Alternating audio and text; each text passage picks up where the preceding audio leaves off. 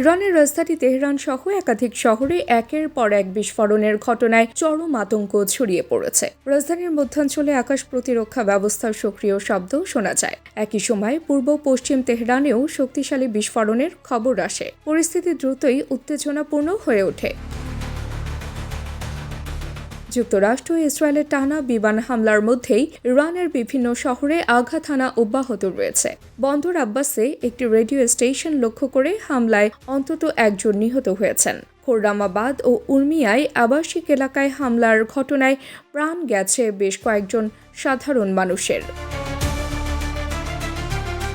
চলমান এই সংঘাতে এখন পর্যন্ত অন্তত ১,৫০০ জন নিহত হওয়ার তথ্য পাওয়া গেছে। তবে হামলার তীব্রতা বিবেচনায় এই সংখ্যা আরও বাড়তে পারে বলে আশঙ্কা করা হচ্ছে।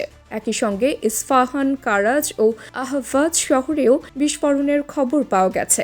আহভাজে একটি হাসপাতাল ক্ষতিগ্রস্ত হওয়ার তথ্য মিলেছে। ইরানিয়ান রেড ক্রিসেন্ট সোসাইটি জানিয়েছে, এই পর্যন্ত ৮০,০০০-এর বেশি বেসামরিক স্থাপনা ক্ষতিগ্রস্ত হয়েছে। ধ্বংসস্তূপে পরিণত হয়েছে বহু ভবন। ক্ষতিগ্রস্ত তালিকায় রয়েছে হাসপাতাল, স্কুল, শিক্ষা প্রতিষ্ঠান এবং ত্রাণ সংস্থার কার্যালয়, যা মানবিক সংকটকে আরও গভীর করে তুলছে। তাবাসসুম হক, আনিকা, ডেস্ক রিপোর্ট, দৈনিক বাংলাদেশ।